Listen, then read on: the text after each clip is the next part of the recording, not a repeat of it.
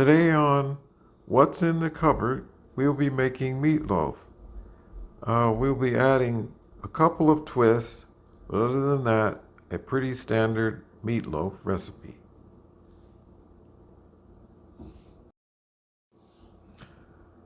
Okay, these are the ingredients. We have the 2 pounds of ground beef, a couple of eggs.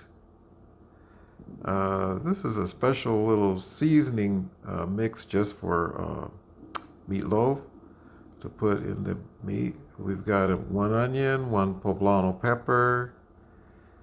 We've got some panko breadcrumbs. We have ketchup and a chipotle ketchup.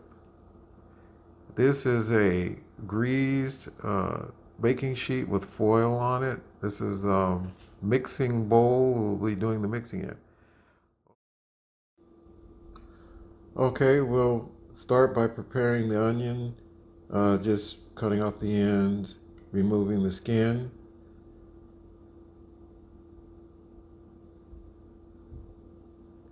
And then prepare the poblano pepper by cutting it and removing the seeds, de-seeding it.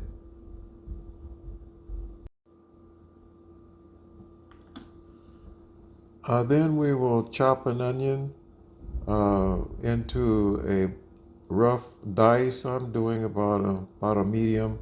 If you want it smaller, dices, you can dice it a little smaller. And now we will uh, slice and dice up the poblano pepper. For this recipe, we won't be roasting it. The poblanos have a pretty thin skin, so you can eat them or prepare them without roasting.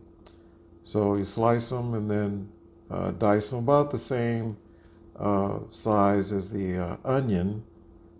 Now you're ready to put the diced poblanos in with the onion, and then you can take them and saute them in a little bit of olive oil.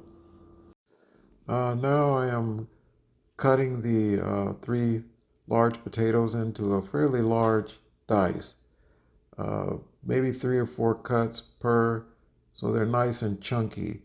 That way they don't cook too fast and they don't cook too slow. Now I am preparing the ground beef. This is about 2 pounds of ground beef. Just crumble it into the bowl. We're adding a meatloaf seasoning mix and the panko breadcrumbs, about a cup. And then they're gonna put in 2 eggs. And the meatloaf seasoning mix has salt, pepper, onion, garlic, and a little Worcestershire sauce mix in it. So then you want to gently bring everything together, making sure you distribute the egg and all the seasoning, but do not over mix. You don't want to over mix meatloaf, otherwise it will be tough. Okay. Well, after I had mixed the ground beef, formed the loaf, I realized I didn't add the onions and the poblanos that I sauteed earlier. So I just gonna put it back in there and mix them in. Now, obviously, I'm gonna end up over mixing the ground beef a little bit, but I'm hoping it will still come out tender enough. So I just mixed in the pepper and onion once again and began to reform the loaf on the pan. So try to get the loaf as uh, evenly formed so that it cooks evenly and you get a nice browning on the surface. And now we are ready just about to put it into a 350-degree preheated oven. And okay. Okay, now we're boiling the potatoes for the mashed potatoes in well salted water. I've added a couple of bay leaves to add a little subtle flavor. Okay, now that the potatoes are boiled, we're going to season them. They're well drained. I'm seasoning with salt and black pepper, quite a bit of both. And then we're adding some butter, quite a bit of butter. You almost can't add too much butter to potatoes, mashed potatoes.